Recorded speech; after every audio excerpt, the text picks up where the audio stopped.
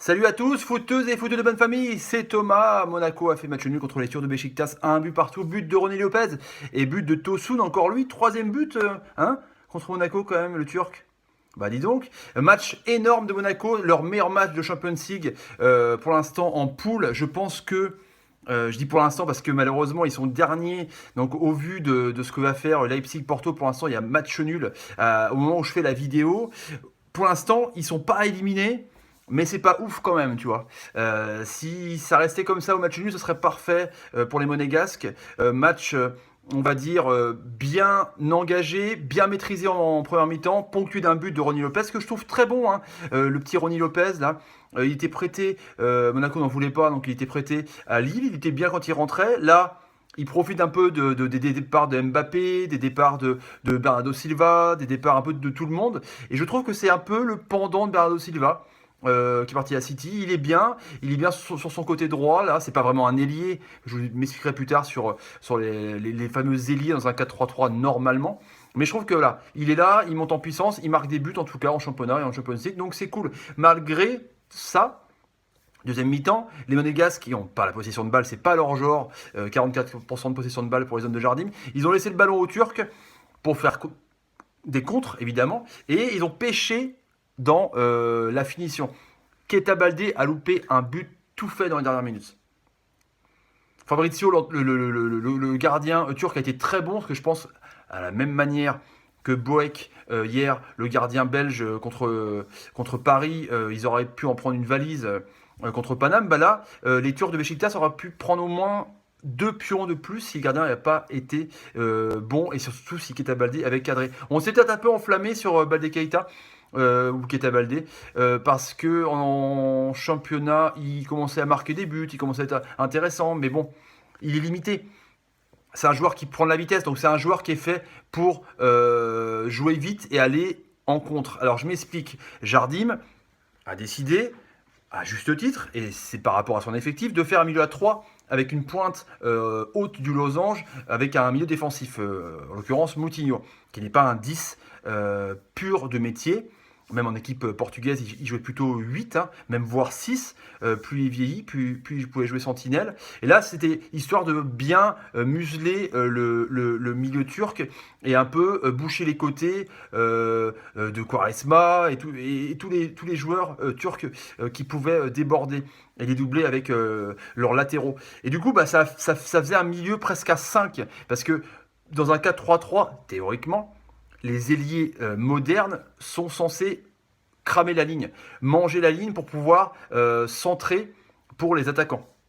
On est d'accord. Là, je parle plus d'un 4-3-3 où il y a un mec en pivot devant, un avant-centre, et deux ailiers feu follet. Là, Keita Baldé, c'est un feu follet direct et c'est un avant-centre.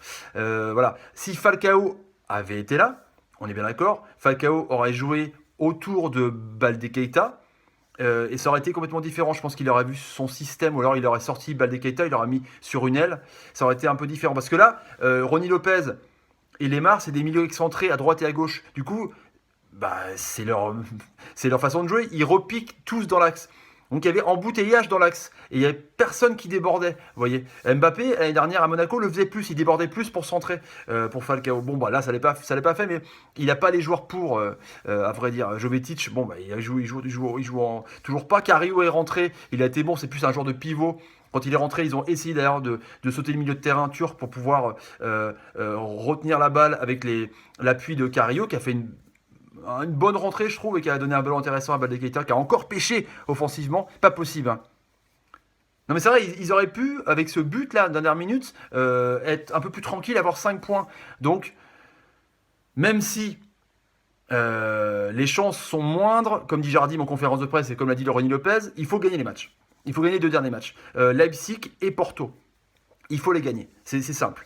Et c'est possible. Je vais m'expliquer, mais c'est possible. Donc sur le match en lui-même, c'est une bonne maîtrise en première mi-temps.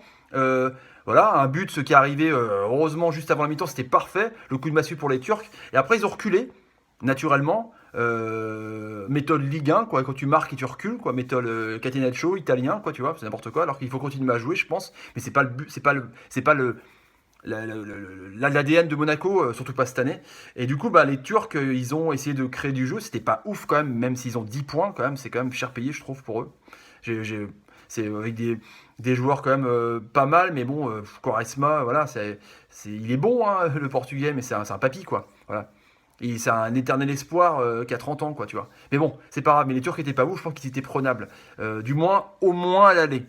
Là, au retour, le meilleur match qu'ils font Monaco, ils n'y arrivent pas parce qu'il leur manque quand même El Tigre Falcao.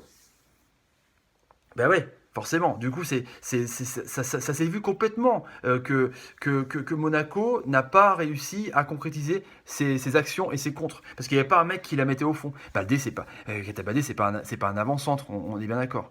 Donc, c'est pas mort. Selon ce que font les autres Porto et Leipzig, il y a match nul pour l'instant où, au moment où je fais la vidéo, il reste environ une demi-heure de jeu, je crois. Je pense qu'ils sont en position de force, je m'explique, parce que Monaco fait pas le jeu. Leipzig et Porto vont devoir aussi cravacher pour se qualifier, soit pour l'Europa League, pour la troisième place qualificative pour l'Europa League, soit pour Champions League. Du coup, je pense que ces deux équipes-là vont devoir faire le jeu. Ce qui va peut-être faire les affaires de Monaco, qui aime bien quand les équipes font le jeu pour pouvoir que son milieu de terrain gratte des ballons et part vite devant. Je pense que c'est peut-être pas mal pour Monaco, du coup, que les équipes devant elles doivent aussi se qualifier, vu que c'est un peu une poule super serrée, pour pouvoir jouer en contre. À voir. Et je pense que c'est pourquoi pas peut-être une arme de plus pour Monaco. Donc faut y croire encore. Hein. C'est pas fini mathématiquement, c'est pas fini tant que c'est pas fait. Et en plus, pour l'Europa League, il faut se battre parce que je pense que la finale est au Groupama à Lyon. C'est en France, donc je pense qu'une équipe française qui arrivera en finale, Lyon l'a failli le faire l'an dernier, ils se sont fait avoir par l'Ajax, l'équipe jeune, en demi-finale. Je pense que là, si Monaco est reversé en Europa League, je pense ils peuvent aller au bout, je pense. Et il y aura comme ça, même Marseille, Nice, Lyon et Monaco. Peut-être qu'on sera à notre niveau en Europe, mais bon, je dis ça comme ça. En tout cas, c'est pas mort. Monaco. Il faut gagner les 2 prochains matchs de Champions League. Voilà. Allez, à demain, justement, pour l'Europa League avec Marseille, Lyon et Nice. Ciao les amis, je vous kiffe. Salut, salut. Ciao, salut, salut. Allez, Monaco. Allez, on y croit.